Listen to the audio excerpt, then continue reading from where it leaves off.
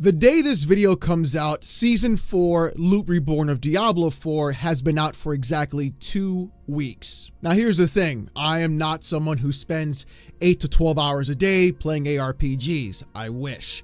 I'm someone who has 2 YouTube channels, a family, a house, responsibilities, 7 jobs, 6 kids. No, I'm kidding about the last 2 parts. But I don't have a lot of time to play into a lot of ARPGs, so when I sink my time into something, it's usually into like Last Epoch or Path of Exile. However though, with the limited time that I do have and taking a chance into D4's Season 4 Loot Reborn, I wanted to see what the good was and what the bad, and give you my honest take as if you should actually invest your time into the season as well. With that being said though, let's jump in game and we'll talk about it. So as you can see, this is my first level 100, and I have to say, yes, I had a fun time leveling up this character. Sweaty Bussy has been doing a lot of really good work. My other classes that I played in the previous seasons pretty much stayed in the 60 to 75 range because once you got into that grind, everything fell apart. And this is one of the first few things that I love about this season so far, is the fact that leveling isn't the drag that it used to be.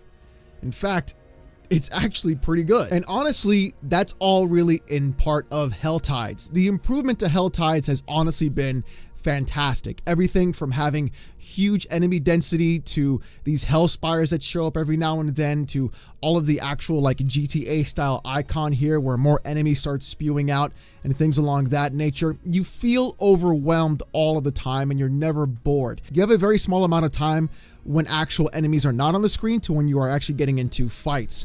So you can do a hell spire here and get caught up with everything and have everybody else basically just go around you and spawn around you at the same time, while also gaining a lot of the shards that you need for the cinders, and then also getting the hearts that you need to go ahead and summon the actual bosses in game. Everything just fits and flows incredibly well. Helltides have really been something that has been almost like a bane to me, and having them see like some really good way of implementing them into the game, because I was very skeptical and I don't really fall into like the open world thing. I don't really like it that much personally, but having it like this and having it very interactive with everything else feels like there's now a reason for the open world to exist and for Helltides to exist, which is honestly a really great thing because Helltides felt more of like a chore more than anything. The leveling system, you're going to burn through everything, and having Helltides available in the first difficulty makes things so much better because you're getting gear, you're moving forward, you're getting levels, you're progressing, and every single minute that you're playing feels like you're moving towards a goal, whether it's level 100, whether it's leveling in the pit, whether it's leveling up your character. All of these specific things really help you just across the board just move towards a goal, which is a good thing, because even though some games really like to take your time, D4, in my opinion, is much more casual in the ARPG space. And honestly, this fits everything very well. So Helltides and leveling have been a great bonus this season. And if they progress into more things into Helltides, add new mechanics into Helltides, then things will be really, really good moving forward. So let's talk about the real thing that's been going on and why a lot of people are really quitting Diablo 4 on top of just the crazy leveling spike.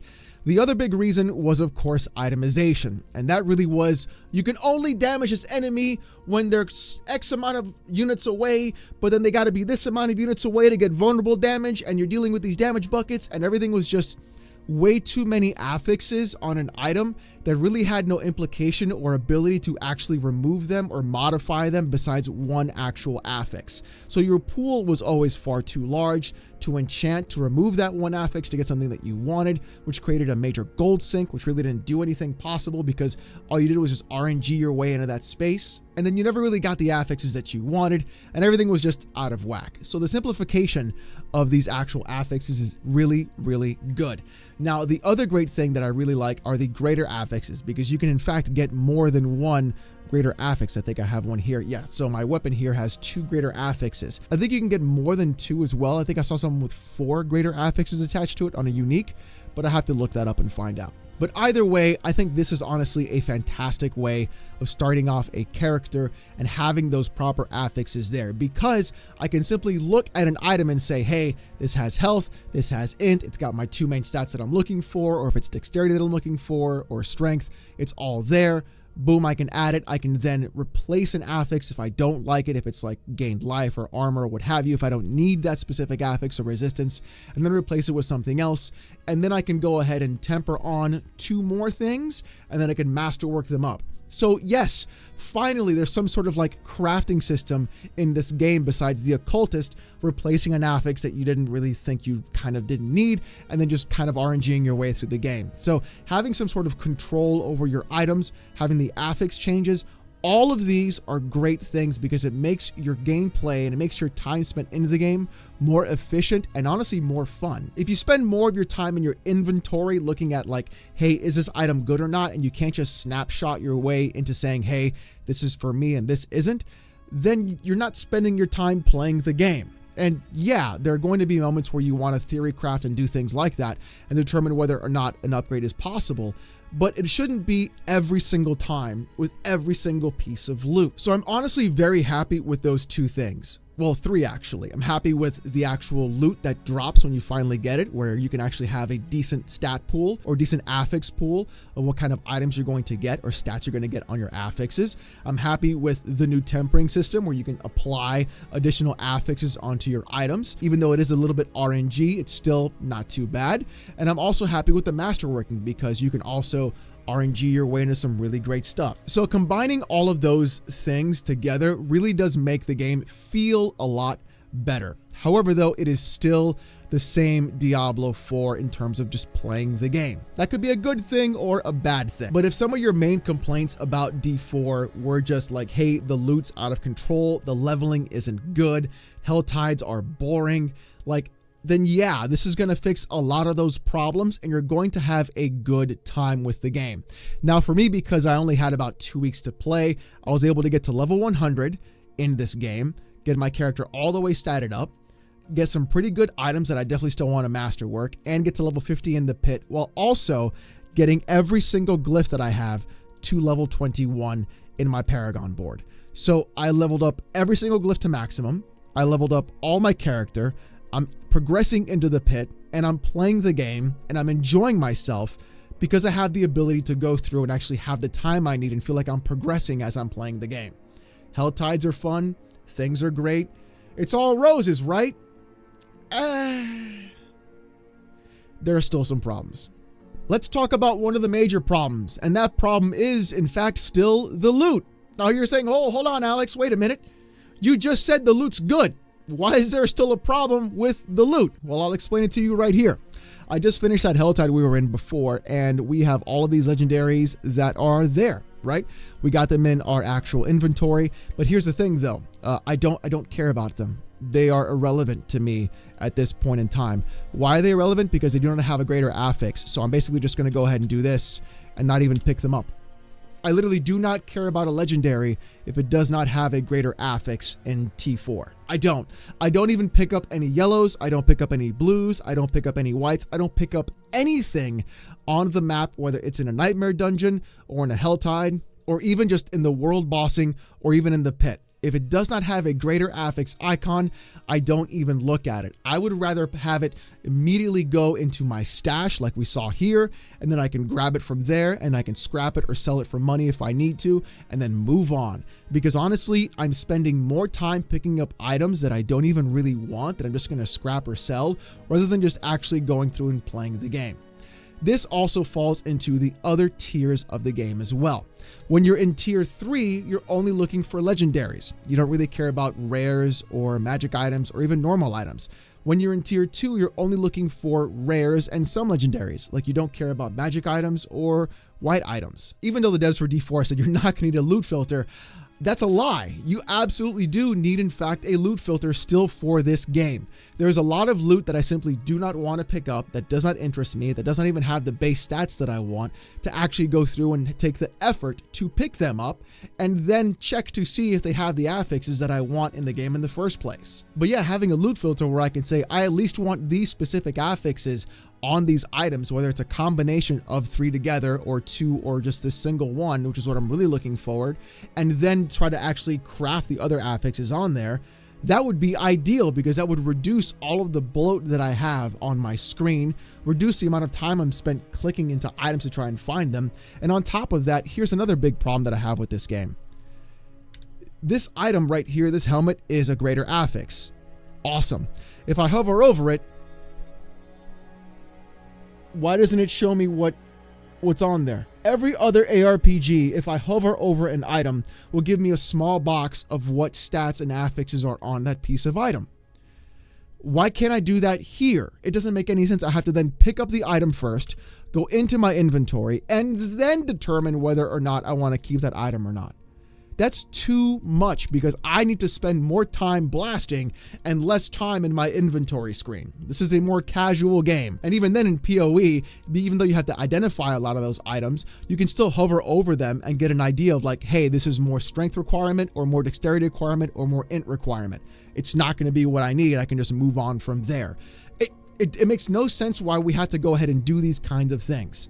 So really, the game needs a loot filter still. It needs the ability to go ahead and show me what affixes are on the item before I even pick them up, because then I can determine whether or not that greater affix is even worth my time. And speaking of worth my time, nightmare dungeons. Now, nightmare dungeons are in fact fantastic for leveling up your glyphs, getting a lot of money, possibly getting some items, and then also some requirements for uber bosses and things like that. So yeah, those are great. But the thing is, once I'm done leveling up my glyphs, and as you can see, I have plenty of items necessary for completing all the other bosses, there's no point for me to go back into a nightmare dungeon. I just don't want to do it. There's no reason for me to go into it. It's honestly a waste of my time. I'd rather spend my time going into the pit to get the materials required in order for me to actually craft up my gear and then get better stats on that end. Like, basically, nightmare dungeons are completely nullified for any reason to actually go into them once you're leveled up with your glyphs and you have enough stats and mats to do whatever you need to get your other bosses in the game. There's no reason for me to go back into them unless I want to do Glacial Fissure and do the Uber Boss version of that or anything else along that nature. Or if I want to upgrade another glyph from whatever I had before. Like, it needs another reason to go back into Nightmare Dungeons for us to get into something, for us to go in there. Nightmare Dungeons shouldn't be like this thing where we just do it until we're done and then like, haha, now we do something else.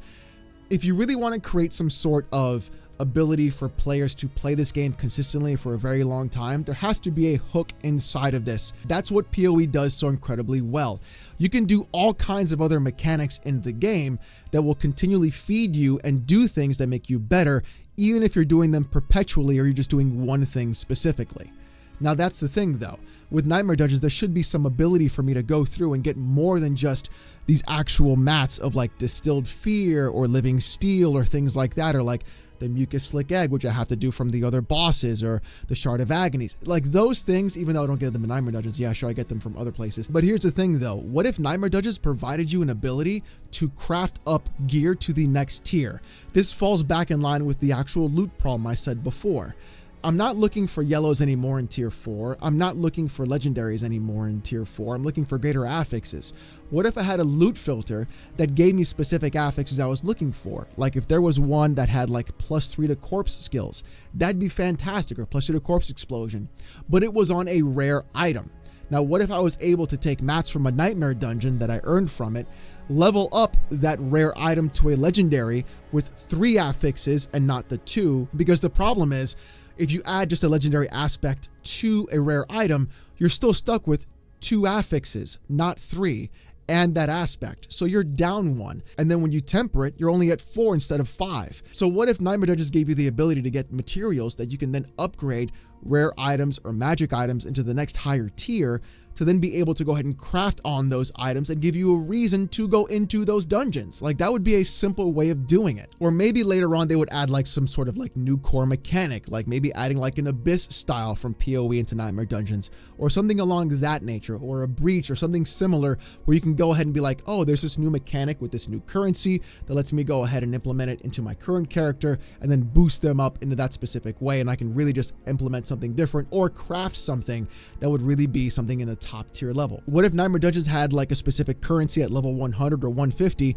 where I can get closer to the higher end roll of all of my affixes on my gear? So instead of being at like 638 to 873 and I'm at 726 for max life, what if I can then get an item to RNG myself and roll that affix higher if I go into Nightmare Dungeons and fight specific bosses? Like those kinds of things to really go through and start really manipulating your gear in a very simple way, but providing an actual reason to do that would be a good thing, because instead of just hoping that you get a good RNG roll on an item that falls, you can then start crafting it on your own or leveling it up on your own. And depending upon what kind of affix you want to implement or upgrade with those specific sort of materials would determine the actual cost of it. So that would be a really cool thing to say, hey, you want more int, you have 85 instead of 90. What if it took you like 100 nightmare combos to like inflate the 85 to 86 and then 86 to 87, 87 to 88, and then you could just constantly just move it up that goalpost a little more to get to that max roll and craft it yourself that way, which will give you a reason to go back into Nightmare Dungeons and then provide that sort of material to craft those things up. It's just a really simple thing that I thought off the top of my head, which I think would be a really cool idea to do, because now that I'm done with my glyphs, I don't see any other reason to go back. So what's replacing Nightmare Dungeons? Well, it's actually the pit. Now, the thing is that when you first get to the pit, you don't realize this, but it costs something called a rune shard in order to actually activate that tier. So you need 3 of them to go into the actual tier that you're trying to play. And if you don't get them, well, then you kind of have to figure out another way to get them, which honestly, I don't even know how to get them unless you play the pit. So it's kind of weird in that sense in the first place. On top of that, the crafting materials that you get while you're in the pit that you need to increase your actual tiers of gear for masterworking, they're locked behind specific tiers, and I'll show you what I mean. So here are the materials that you need for the pit. So rune shards you get as you complete the pit levels. You gain a few of them at the end of every pit run. Sigil powder, you use that to create the actual sigils for Nightmare Dungeons, which is fine. Obdicite, which is what you use to get through your first 4 tiers or your first 4 levels of masterworking, which goes into there. Ingolith, which is what you get for the tiers 4 through 8. And then there's Neotheron? That's what you use to get from tiers 8 to tier 12. Here's the problem though. I'm at tier 59. The only material that I'm getting at tier 59 is Ingolith. I'm not getting Obdicite. So if I get a new piece of gear that has a greater affix that I want to upgrade, and it's still in the first 4 tiers of that actual masterworking, which is tier 2 through 12 or tier 1 through 4, I have to go back into the older tiers of the pit to then farm Obdicite, to then level up this helmet to the next tier, to then go into higher tiers of the pit to get Ingolith to level it up to that tier, and then go back into the higher levels again to get Neotherion or Netherion, whatever they call it. I don't care, whatever it's called. So if I get new pieces of gear that I think have better affixes or have more than one greater affix that hits that right spot, I got to go back into older levels of the pit to then get those items, to then level them up, to then make them good. So why am I going back into older levels? Like, it doesn't make any sense. If I'm at tier 59 of the pit, I should get Ingolith and Obdicite as I'm progressing, because then I'll have enough for materials and other items that I want to go ahead and level up if they have the right affixes that I want to do. This feels so like an oversight to me. Like, they didn't think about this. Like, oh, we'll just make them go back in older levels. Like, no, like it should be, Obdicite should be available within every level of the pit. Just like if I go higher into the pit and I get Neotherion, I should also get Ingolith, but I don't. I have to go back and farm it in the older tiers, which I would just burn through anyways and then do that. So you're just wasting my time. Like, it's just a time waster. It doesn't help me progress at all, because I should be able to do them in the higher tiers, get all the mats from the previous tiers, and then I'll be like, oh snap, this one's got 3 affixes. Let me boost this up. This is awesome. Now I gotta keep that item in my stash, in my inventory, farm the mats for it with the older tiers, then go back to it and then rank it up, and then go back to the newer tiers to then progress even further. You see how that doesn't make any sense? It's a really bad idea. That's got to get fixed too. Now, I saw some people talking about the scattered prism, and they're saying it doesn't drop enough. Now it's dropping too much. I've got 7 of them. I've used 5 already, so I've had 12 total. I just do the world bosses. I haven't had any major issue with these specifically to adding sockets, so I guess I'm okay. So I don't really see any good or bad about that. I haven't gotten any resplendent sparks yet, so I haven't beaten any Ubers yet, but I'm on the path to do that. But just right now, I feel like there are some issues that D4 still needs to iron out in order to make it a really good ARPG. What I think where we are right now is that D4 is set in a 1.0. It took them 9 months plus to make Diablo 4 from its release to current state into its 1.0 status.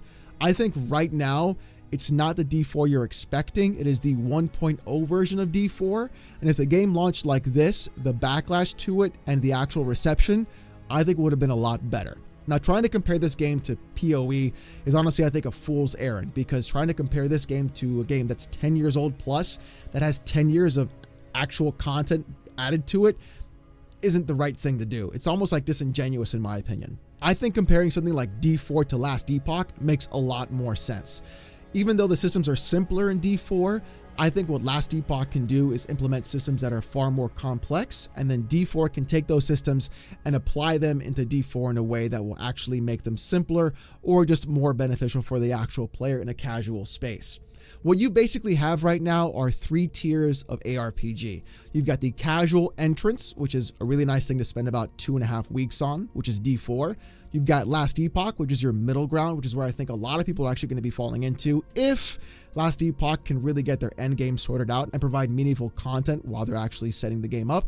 Then you've got your high-end 1%, 0.1% of actual ARPG players that do Path of Exile. And I think each ARPG fits its own specific category and mold.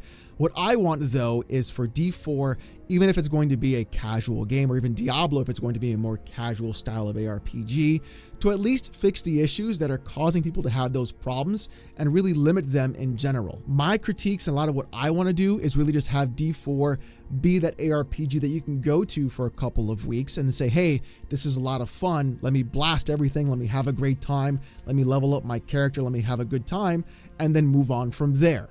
The way that they're going to fix that, though, and to keep me hooked for a few more weeks rather than 2 or 3, is to add deeper mechanics either into Helltide, Nightmare Dungeon, give me more goals to accomplish while I'm playing this game, and just the ability to actually progress into something even further, or just juice my character even further than I can right now, instead of just relying on typical RNG to do it for me. The biggest hurdle that ARPGs have is, how do I make the player feel like they're progressing, even if they are not progressing as fast as everybody else, or at least have some form of progression or some way of actually having them become stronger. Whether or not you do it through crafting and Path of Exile or anything else along that nature, having a player figure something out to become more powerful is always a great thing. The problem is, I think D4 had so many issues early on, it wasn't able to actually capture that specific mechanic, and they weren't really able to figure anything out until now. So hopefully, now that we have a good base of an ARPG, Blizzard can actually build upon it, and we can have something that's going to be a lot more fun. So ladies and gentlemen, those are just my thoughts on Diablo 4 Season 4 Loot Reborn. That is a mouthful, let me tell you. I know something about that. And honestly, a lot of the problems that they had in the beginning, which is why I would stop playing in the other seasons, have been fixed for me. Now, the only big question is whether or not they're going to provide meaningful content moving forward and honestly iterate on what they've done so far. But if you like this kind of content and you want to see more, subscribe to the channel. We're on our way to 1,000 subs, and I do appreciate it. I'm also doing videos on Last Epoch, Path of Exile, some build guides, beginner guides as well, so if you want to get into those games, you definitely can, and more content about any ARPG that comes along this way. Thank you guys so much for watching. Hope you have a great one, and I'll see you next time.